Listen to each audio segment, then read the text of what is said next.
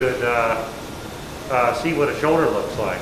So that's the subscap tendon, that's the biceps tendon, that's the supraspinatus tendon, infraspinatus, so no rotator cuff tear, at least on this side. Good. So that's labrum, a little bit of wear and tear in the back of your shoulder right along here. See that one? There's a little bit of scuffed up cartilage there. A little tiny bit of fraying of labrum right there. Lift up tight. Anterior, inferior looks good. So this part of your shoulder, what I'm going to do is make a little portal in the front of your shoulder, and we'll just clean this up just a little bit. It's hard to say that it's really pathologic, that it's really causing trouble, but we're here, we might as well do whatever we can to make the shoulder feel better. And when we do this, we can use the shaver like a little tool as well. So the shaver is the main vacuum cleaner, it's the main buff and clean tool of orthopedics. And it works with a combination of a little suction and a little rotating blade. So when we see little damaged labrum, so that was damage from an injury. You can see how, it's a little blown up right there. But that's a little 3-4 millimeter area. That's all you need to do is clean it up like that, and that's good. There's always a little fold of synovium right there. So no slap tear.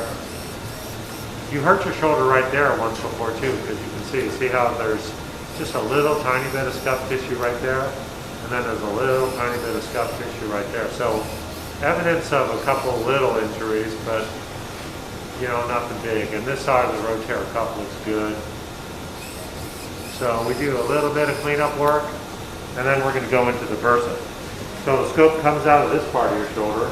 Now we're going to go above the rotator cuff into the second area. So when you do an arthroscopy, there's two areas: intra-articular or glenohumeral, and then bursal. And bursal is where bone spurs live and inflamed tissues live. And so this is the bursa. This is what bursitis looks like. So that's bursitis. That's rotator cuff below us. And then that's bone spur right there above us. So that's the area where you're hitting right there.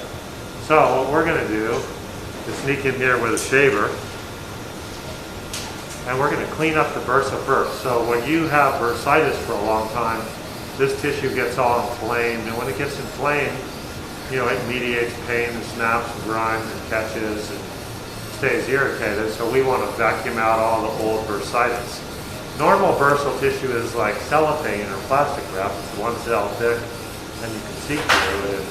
So this is thickened, inflamed bursal tissue. So we vacuum this up first, and when we vacuum it up, we'll get a good look at all the things that we need to see in this part of your shoulder. And we never want to find a rotator cuff tear if we're not expecting it, because rotator cuff tears, they're easy to fix, they do really well, but they're such a pain to have because they take forever to get better.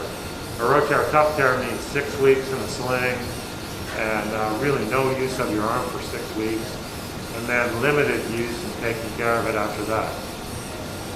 So this is a lot of bursitis, no question.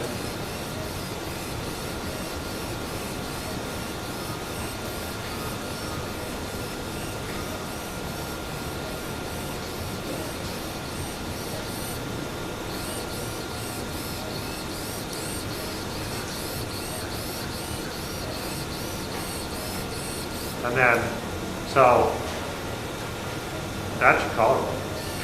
So where you see these big bumps right here, that's your collarbone. And what we're going to do is what we talked about. Looks like this is going to be a double bone spur surgery. And and that's going to be a sling for a week.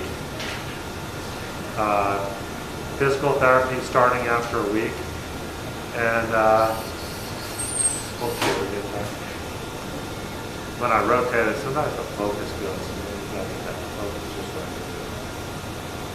So sling for a week, and then physical therapy starting after a week.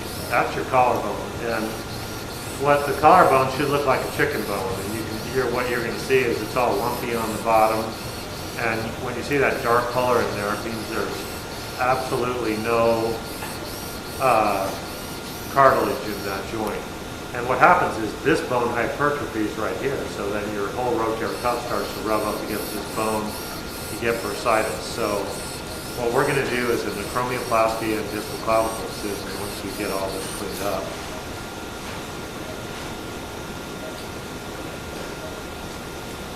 So now I'm loading up a little high-speed burr that'll help me with this. And you can see that this part right here, this is all osteophyte. And what you'll be able to see is it's different than, you know, like, so osteophyte will have cysts in it. So you see those cysts in the bone? See those little holes in the bone? Those are inflammatory cysts. And those cysts, we believe, you know, generate a bunch of pain in your shoulder. So you don't have a horrible shape to your acromion in morphology, and but you ended up getting bone spurs from collarbone arthritis that then caused this whole concept of impingement. When we work on this collarbone joint, like I said, it's a weird joint. It takes 3 months before it feels 100%, but usually right around 3 months it feels 100%. You know, we always take the opportunity to reshape the acromion so it doesn't eat up your rotator cuff.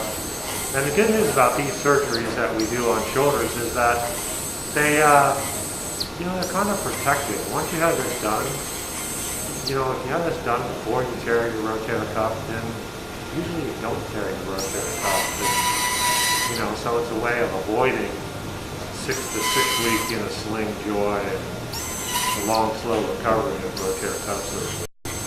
So I'm going to work on this. I'll show you a finished product on your acromion in about 15 minutes. Then I'll teach you how to do a distal clavicle excision.